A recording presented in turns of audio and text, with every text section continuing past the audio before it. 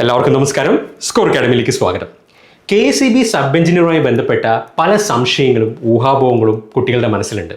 ഞാൻ ഇന്നിപ്പോൾ ഈ വീഡിയോ ചെയ്യാൻ തന്നെ കാരണം ഒരുപാട് കുട്ടികൾ നമ്മൾ നേരിട്ട് മെസ്സേജ് അയച്ചൊക്കെ ചോദിക്കുന്ന ചോദ്യമാണ്, എന്നായിരിക്കും പുതിയ KCB സബ് എഞ്ചിനീയറിൻ്റെ നോട്ടിഫിക്കേഷൻ വരിക? ഡിസംബറിൽ നോട്ടിഫിക്കേഷൻ വരുമോ? ജനുവരിയിൽ നോട്ടിഫിക്കേഷൻ വരുമോ? ഫെബ്രുവരിയിൽ വരുമോ? എത്ര വേക്കൻസി ഉണ്ടാവും? അങ്ങനെ പല തരത്തിലുള്ള കൺഫ്യൂഷൻസും ഊഹാപോഹങ്ങളും.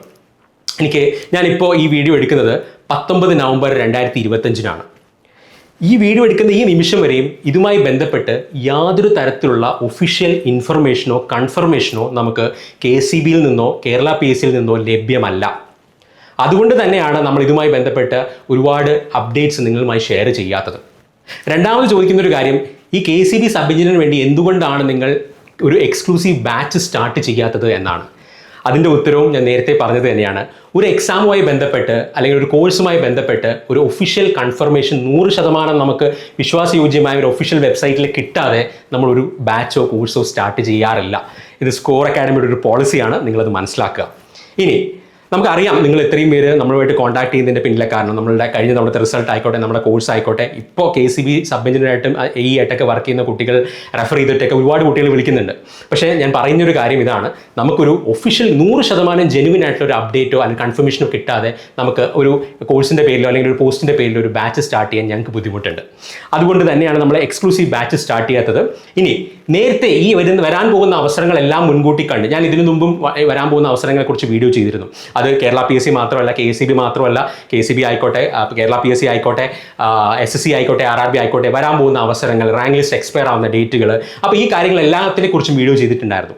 ഇനിയും നമ്മൾ അതിൻ്റെ ഒരു അപ്ഡേറ്റഡ് വീഡിയോ ഉടനെ തന്നെ ചെയ്യുന്നുണ്ടാവും. പക്ഷേ ഇനി വരാൻ പോകുന്ന മറ്റ് അവസരങ്ങൾ അല്ലെങ്കിൽ മറ്റ് എക്സാംസിനും അതിൽ കേരള PSC ആയിക്കോട്ടെ, SSC ആയിക്കോട്ടെ, RRB ആയിക്കോട്ടെ, ഇനി അടുത്ത 1-2 വർഷത്തിൽ വരാൻ പോകുന്ന എക്സാംസിന് വേണ്ടി മുൻകൂട്ടി ലോങ് ടേം ആയി പ്രിപ്പയർ ചെയ്യാൻ ആഗ്രഹിക്കുന്ന ഏത് കുട്ടികളാണെങ്കിലും അവർക്ക് വേണ്ടിയിട്ട് നമ്മൾ ലോങ് ടേം ബാച്ചസ് നമ്മൾ സെപ്പറേറ്റ് സ്റ്റാർട്ട് ചെയ്തിട്ടുണ്ട്. അതിൻ്റെ ഡീറ്റെയിൽസ് എല്ലാം നമ്മുടെ ടെലഗ്രാം ചാനലിലും ബാക്കി യൂട്യൂബ് ചാനലിലും ഒക്കെ അവൈലബിൾ ആണ്, അല്ലെങ്കിൽ നമ്മുടെ ഓഫീസുമായി ബന്ധപ്പെടാവുന്നതാണ്. ഞാൻ നേരത്തെ പറഞ്ഞതുപോലെ എക്സ്ക്ലൂസീവായിട്ട് KCB സബ് എഞ്ചിനീയറിൻ്റെ നമ്മളൊരു കോഴ്സ് സ്റ്റാർട്ട് ചെയ്യുക, നോട്ടിഫിക്കേഷനുമായി ബന്ധപ്പെട്ട് അല്ലെങ്കിൽ ഒരു ഒഫീഷ്യൽ കൺഫർമേഷൻ കിട്ടിയ ദ വെരി നെക്സ്റ്റ് മൊമെൻറ്റ് നമ്മൾ ഏറ്റവും മികച്ചൊരു കോഴ്സ് തന്നെ സ്റ്റാർട്ട് ചെയ്യുന്നുണ്ടാവും. അതുമായി ബന്ധപ്പെട്ട എല്ലാ അപ്ഡേറ്റ്സും സ്റ്റഡി മെറ്റീരിയൽസും എല്ലാം തന്നെ നമ്മുടെ യൂട്യൂബ് ചാനലിലും അതുപോലെ തന്നെ നമ്മുടെ ടെലഗ്രാം ചാനലിലും ടെലഗ്രാം സ്റ്റഡി സർക്കിളിലും ഒക്കെ അവൈലബിൾ ആയിരിക്കും. തീർച്ചയായിട്ടും ഒരു ജെനുവിൻ അപ്ഡേറ്റിന് വേണ്ടി കുട്ടികൾ നമ്മളെ അപ്രോച്ച് ചെയ്യുന്നതിൽ നമ്മൾ വളരെയധികം ഹാപ്പിയാണ്.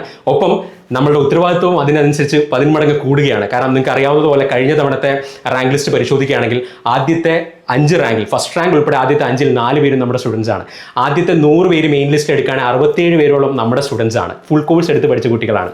ഒപ്പം കഴിഞ്ഞ തവണത്തെ KCB sub engineering rank list പരിശോധിക്കുകയാണെങ്കിൽ മെയിൻ ലിസ്റ്റിലുള്ള 941 പേരിൽ 567 പേരിൽ കൂടുതൽ, അതായത് 60% കൂടുതൽ നമ്മുടെ കുട്ടികളായിരുന്നു. അതെല്ലാം നമുക്ക് തരുന്ന സന്തോഷത്തോടൊപ്പം തന്നെ നമ്മളുടെ ഉത്തരവാദിത്വവും കുട്ടികളോട് അത്രയും തന്നെ കൂടുകയാണ്.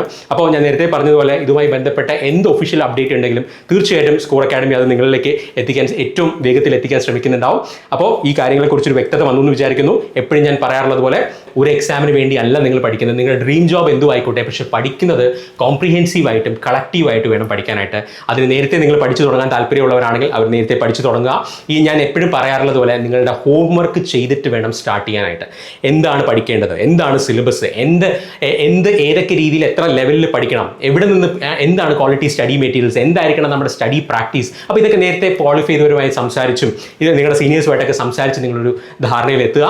ഈ രീതിയിൽ നിങ്ങളുടെ ഹോംവർക്ക് കറക്റ്റായിട്ട് ചെയ്തിട്ട് ഏതൊരു എക്സാമിനാണെങ്കിലും പ്രിപ്പറേഷൻ സ്റ്റാർട്ട് ചെയ്യുക. അപ്പോൾ വരാൻ പോകുന്ന എല്ലാ എക്സാംസിനും ഒരു നേരത്തെ കൂട്ടി ഓൾ ദി ബെസ്റ്റ്. നന്നായി പഠിക്കുക.